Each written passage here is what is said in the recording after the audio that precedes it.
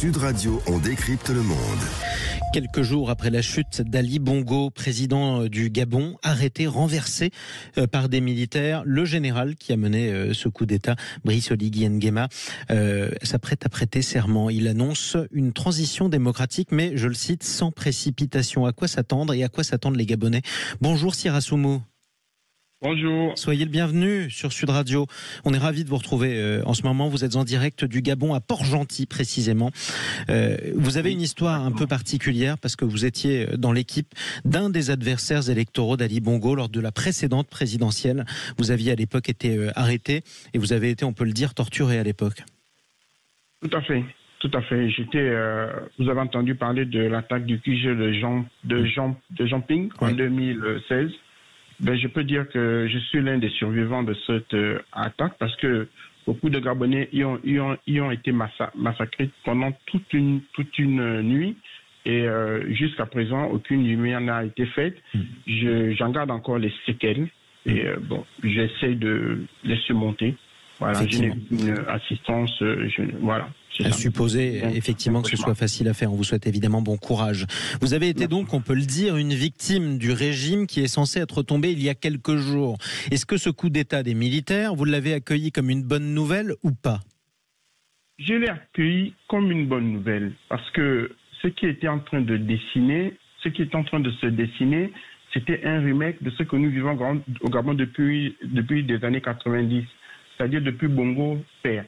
C'était devenu un récital, on va aux élections, on perd, on triche, on s'impose par la force, on met les militaires dans la rue, on tire sur tout ce qui veut se rebeller. Après, on invite aux opposants à une table de négociation et puis on passe l'éponge et on fait semblant, on fait comme s'il n'y avait jamais rien eu et comme si tout était normal, quoi. Donc, même là, je voyais qu'on repartait vers ce même cycle, en fait. Vous voyez? C'est-à-dire, il venait à 4 heures du matin de déclarer vainqueur, le perdant de l'élection. Et c'était honnêtement, je me demandais ce qui est...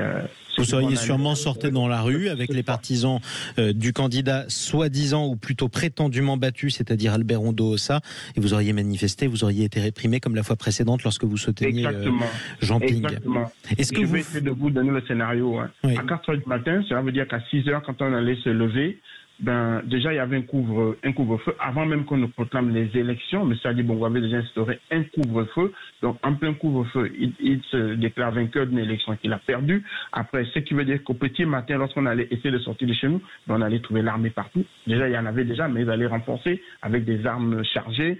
Et voilà quoi, le vainqueur allait se retrouver coincé chez lui.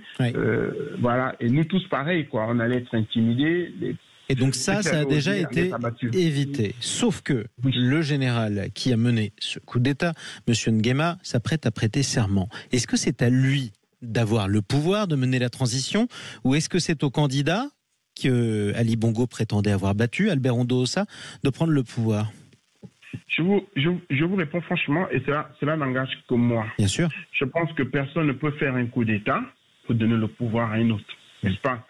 Il ne l'aurait pas fait, ce coup d'État. Je pense qu'on serait en train de vivre les événements de 2009, de 2016 avec Ali Bongo, c'est-à-dire des massacres, des violences, des intimidations, Internet coupé, peut-être même le téléphone, parce que lui faisait comme il voulait, c'était son Gabon, nous étions ses propriétés, il disposait de nous à sa guise, donc nous aurions été en train de le subir une fois de plus, j'en suis sûr. Voilà, parce que nous n'avons pas les mêmes moyens que l'armée, que la garde républicaine principalement. C'est ça.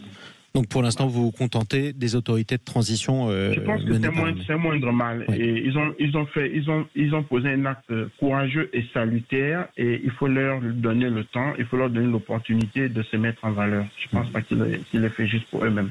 Merci beaucoup, Sira Soumou, d'être intervenu sur Sud Radio en direct depuis Port-Gentil au Gabon. Soyez prudents quand même et on vous souhaite bon courage et bon rétablissement suite à ce que vous avez subi il y a quelques années aux griffes de ce régime qui manifestement, heureusement, est tombé au Gabon.